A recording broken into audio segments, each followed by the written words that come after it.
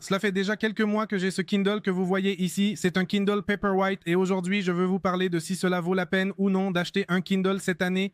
En vérité, nous allons discuter des inconvénients et avantages, tout comme il y a du bon, il y a du mauvais et chacun doit choisir. Alors, une chose très importante avant de commencer, nous n'allons pas nous concentrer sur les aspects techniques, les détails comme la lumière, la luminosité, la batterie, etc. car je veux orienter cette vidéo davantage vers l'utilisateur final. Je ne sais pas quoi veut compliquer, veut lire, veut voir quelles choses il doit considérer, quels inconvénients il va avoir. Mais nous ne nous concentrerons pas sur le technique, mais plutôt sur mon expérience utilisateur au quotidien en lisant avec cet appareil Kindle. Il y a une offre, lien dans la description pour l'acheter sur Amazon, le seul endroit officiel, donc vous pouvez le trouver dans vos pays, mais dans des magasins qui l'importent d'autres endroits et peut-être que la garantie ne fonctionne pas aussi bien. Mais bon, commençons par le mauvais, car il vaut mieux commencer par le mauvais et ensuite finir avec le bon, qui est le meilleur de tout. Alors bon, commençons. Évidemment, le prix d'entrée de cet appareil est plus élevé que celui de nombreux livres, d'un seul livre clairement, mais disons que cela peut commencer à partir de 99 $, 150 $. Et si tu ajoutes une housse ou une couverture, ou comme tu l'appelles, eh bien évidemment le prix va augmenter beaucoup plus. Donc le prix d'entrée est assez élevé si on le compare au livre. Mais rappelons-nous que cela en soi n'est pas un livre. Ce n'est pas que tu l'as et c'est tout. Tu vas pouvoir commencer à lire parce que c'est un appareil pour lire dans lequel tu dois charger tes propres livres. Il y a un avantage dans cela lors de l'achat des livres. Cependant, à ce stade, je voudrais me concentrer sur le fait que pour beaucoup, cela peut être une barrière d'entrée de investir autant d'argent dans un appareil et non simplement acheter des livres traditionnels en version physique qui sont moins chers. Évidemment, en comparaison avec le Kindle, mais comme je vous le dis dans les avantages, nous allons voir quelque chose qui compense cet inconvénient. De la même manière, gardez cela à l'esprit. À bien y réfléchir, la deuxième inconvénient était quelque chose qui dépend beaucoup de chacun de nous et je ne peux pas le dire à ta place du tout. Mais le manque d'odeur, de toucher et de la sensation d'avoir un livre dans la main disparaît évidemment, car c'est plus comme avoir un téléphone ou une tablette dans la main qu'un livre en soi, en quelque sorte.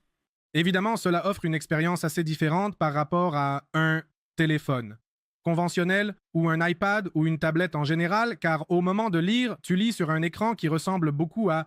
C'est avec de l'encre électronique à un livre traditionnel, mais l'expérience diffère. Ce diffère, nous pouvons surligner dans le Kindle, nous pouvons chercher des termes dans le dictionnaire, ce n'est pas la même chose que de le faire dans des livres traditionnels. Donc si pour toi cette expérience est très importante et que tu ne la changes pour rien, beaucoup te disent de le faire maintenant, de le faire que tu en as besoin, eh bien, ne le fais simplement pas parce que c'est déjà quelque chose qui est en toi, quelque chose que tu préfères. Lire physiquement un livre traditionnel plutôt que le Kindle, qui, disons-le, en théorie, est pratiquement la même chose une fois que tu as téléchargé le livre. Mais en ce qui concerne l'expérience d'utilisation, ce n'est pas la même chose. Mais si tu es prêt à changer un peu cette façon de penser, tu pourrais t'adapter à l'expérience du Kindle. La troisième inconvénient est évidemment la nécessité, comme c'est un appareil électronique, de le recharger. Un livre quand tu l'as dans ta main, peu importe ce qui se passe, à moins que le livre ne soit endommagé. Tu pourras l'avoir dans ta vie quotidienne, alors que le Kindle dépend beaucoup de la batterie. Ici, il y a aussi un avantage qui résout ce point, mais il est tout de même important de le prendre en compte. Le quatrième point est l'impossibilité de revendre ou de donner tes livres. Évidemment, si je veux prêter un livre à un ami ou une amie, ou à qui que ce soit, si je veux offrir un livre, eh bien si je veux que cette personne le lise, je dois tout lui passer et mon Kindle le fait. Je dois le lui donner en main pour qu'il l'utilise, qu'il l'emporte pour pouvoir lire ce livre si je veux le lui offrir de la même manière. Mais qu'en est-il des livres traditionnels?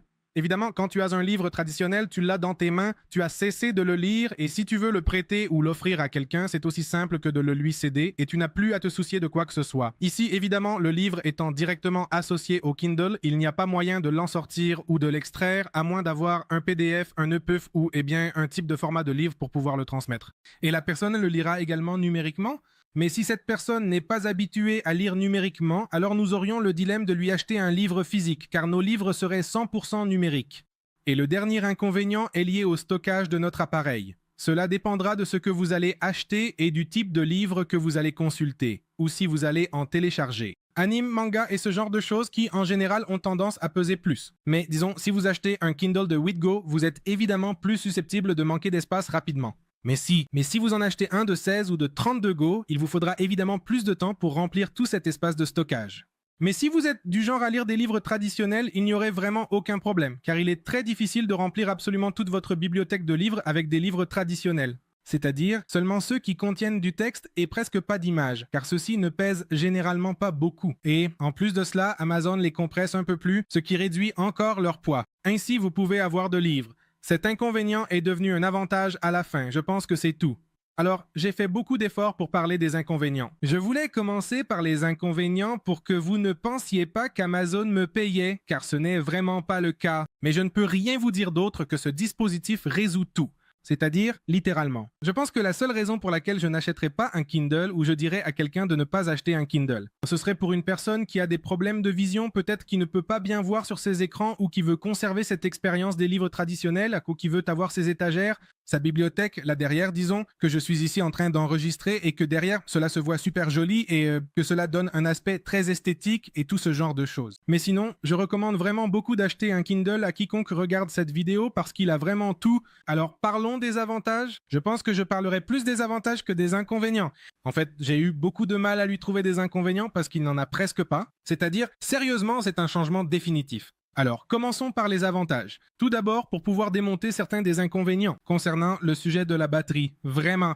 À moins que tu ne lises 24 heures sur 24, elle se déchargera en quelques semaines. Mais si tu lis de manière sporadique, de temps en temps, elle peut même durer plus d'un mois, voire plusieurs mois, si tu l'utilises de temps en temps. Autrement dit, la batterie n'est pas vraiment un souci, car d'abord, elle se recharge assez rapidement, et ensuite, la batterie. Ce n'est pas quelque chose où tu lis, et l'Anapoum se décharge, ou quelque chose comme ça, mais il dure vraiment longtemps. Et quand je dis longtemps, c'est vraiment longtemps, parce que quand j'ai acheté ce Kindle, je crois qu'il avait environ 21% de batterie ou moins, et je n'ai pas voulu le charger, je l'ai utilisé jusqu'à ce qu'il se décharge, et il a duré. Je crois presque un mois, et pendant cette période, je l'ai vraiment beaucoup utilisé, et cela m'a vraiment surpris. La durée de sa batterie pour démonter un autre des inconvénients. Nous avons le sujet du stockage. Croyez-moi, c'est extrêmement difficile. Dans cet avantage secondaire, le stockage, même si vous utilisez celui de WithGo, il est difficile de le remplir. Parce qu'en réalité, les livres aujourd'hui ne pèsent absolument rien. De nos jours, les livres sont très légers, donc à tout moment, vous pouvez y accéder. Et même si pour une raison quelconque, vous téléchargez trop de livres et il s'avère que vous les avez remplis, vous n'avez même pas besoin de les supprimer. Il se trouve qu'il y a une bibliothèque dans le cloud et une bibliothèque sur votre Kindle. Alors vous pouvez faire une chose, et c'est que vous pouvez supprimer le livre de votre Kindle, vous le laissez dans le cloud. Cela signifie que lorsque vous le supprimez, si à l'avenir vous souhaitez relire ce livre ou voir les annotations, vous le téléchargez à nouveau sur le Kindle et vous l'aurez toujours disponible, puis vous pouvez le supprimer à nouveau. Attention, exclusivement sur le Kindle, ne le supprimez pas de votre compte Amazon en général, car c'est là que vous aurez des problèmes. Le livre sera complètement supprimé et là, il n'y a pas moyen de le récupérer. Le troisième avantage est l'accès au monde, littéralement à quoi je fais référence. Certainement, si vous avez voulu acheter un certain livre récemment et que vous ne l'avez pas trouvé dans votre pays pour l'acheter physiquement, c'est un casse-tête de chercher dans de nombreux endroits, bibliothèques, sites web, ou acheter un certain livre et parfois il faut l'importer, ce qui augmente le prix du livre car en plus du livre, il faut payer. Le prix du paquet, le prix de l'expédition, et dans certains cas, dans certains pays, il se peut même qu'ils doivent payer des taxes, alors qu'avec le Kindle, c'est très facile. Pourquoi? Parce que d'abord, nous avons la bibliothèque d'Amazon, où aujourd'hui la grande majorité des écrivains publient leurs livres, et si nous ne le trouvons pas dans la bibliothèque de livres d'Amazon, nous pouvons le trouver dans des bibliothèques gratuites sur lesquelles j'ai déjà fait des vidéos que je vais vous laisser dans la description ou dans un commentaire épinglé. Si je ne le fais pas, rappelez-le-moi et je vous laisserai le commentaire pour que vous puissiez aller et trouver ces bibliothèques, dans lesquelles nous pouvons trouver des livres, même très anciens, complètement gratuits ou même récents gratuitement, et les charger sur le Kindle de manière très facile et simple, sans même avoir besoin de les acheter dans certains cas. Dans l'avantage suivant, nous avons le prix des livres. Évidemment, l'éditeur ou l'écrivain, n'ayant pas à imprimer le livre, ni à faire de design, ni à l'envoyer, ni rien de ce genre, réduit énormément ses coûts, ce qui se répercute sur le consommateur final, c'est-à-dire sur nous. C'est-à-dire que les livres sont beaucoup moins chers de manière numérique, et donc en le lisant à travers cet appareil, c'est beaucoup plus simple parce que nous avons simplement le livre et c'est comme si nous avions déjà le livre ici en version physique et que nous pouvions commencer à le lire et c'est moins cher, nous avons accès à tout moment et de manière instantanée. Un autre problème avec les livres physiques est que, eh bien, si nous le commandons d'un autre pays, nous devons attendre qu'il arrive et tout ce dilemme, tandis qu'en l'achetant de manière numérique ou en le téléchargeant de manière numérique, nous pouvons simplement l'acheter et instantanément nous l'aurons pour pouvoir le lire. Donc, l'avantage L'avantage suivant est évidemment la légèreté. Si je vous dis ici que j'ai 350 livres, par exemple, eh bien évidemment certains qui me connaissent vont me croire, d'autres non. Mais maintenant, si je vous dis que dans une valise que vous voulez emmener à votre université, à votre école, ou que vous alliez à votre travail, 350 livres, dites-moi comment vous allez transporter 350 livres avec vous. Ça va être impossible. Et sur ce seul appareil, nous allons avoir tous ces livres disponibles en un seul clic. Évidemment, si nous les avons téléchargés, alors c'est un énorme avantage. Pour ne pas avoir à les transporter, et si par exemple nous voulons lire plusieurs livres en même temps, ou peut-être qu'un livre ne nous plaît pas et que nous voulons en télécharger un autre, il peut y avoir de nombreuses situations. Ou avec Kindle, c'est plus facile. Il y a une fonctionnalité que possède le Kindle qui est un autre avantage pour moi, c'est que lorsque par exemple tu lis dans un livre physique et traditionnel, tu dois t'arrêter, chercher dans un dictionnaire ou prendre notre téléphone pour chercher un mot spécifique que nous ne connaissons pas et dont nous voulons connaître la signification. Ici, nous n'avons pas besoin de faire tout cela, simplement nous entrons dans le livre, nous sélectionnons le mot, nous cliquons dessus et il y a déjà des dictionnaires prédéfinis qui nous donnent directement le résultat, ou il a même une extension de Wikipédia qui nous montre directement quel personnage nous recherchons ou quelle information historique il peut nous donner sur ce mot ou cette phrase que nous avons choisi sans avoir besoin d'aller sur un téléphone. Et cela se connecte à un autre avantage pour moi, qui est le sujet de la procrastination. Et c'est que lorsque tu lis un livre traditionnel, si tu veux faire quelque chose de ce genre, comme chercher un mot ou une phrase, ou quelque chose qui est mentionné dans le livre, cela mène à la procrastination. Si tu veux chercher, comme il m'est arrivé, je lisais un livre et il faisait référence à une vidéo. Alors, qu'ai-je fait? Je suis allé chercher et j'ai voulu la regarder, ce qui m'a conduit à une autre et encore une autre, jusqu'à ce que j'arrête de lire le livre, c'est-à-dire que je ne l'ai plus continué et j'ai continué à regarder des vidéos menant à cette procrastination. Le Kindle n'est pas une tablette pour explorer Internet, mais vraiment pour lire. C'est-à-dire, vous pouvez chercher, oui, à travers un navigateur, vos résultats peuvent apparaître. Vous pouvez même chercher sur Internet, sur Google, mais en raison de ces, disons, limitations, ce n'est évidemment pas optimal pour naviguer sur les réseaux, ni rien de ce genre, ce qui réduit cette procrastination par rapport à quelque chose que beaucoup pensent. Si vous cessez de lire sur papier et lisez ici, ils ne vont plus apprécier la lecture. Ou ils vont beaucoup procrastiner. Non, la vérité. Cela a tous les outils pour que la vie soit grandement facilitée. Au moment de lire la vérité, je pourrais continuer ici, avec 20 000 avantages de plus parce que tout ce que je lis sont des avantages. Mais passons à la dernière, pour l'utilisateur final.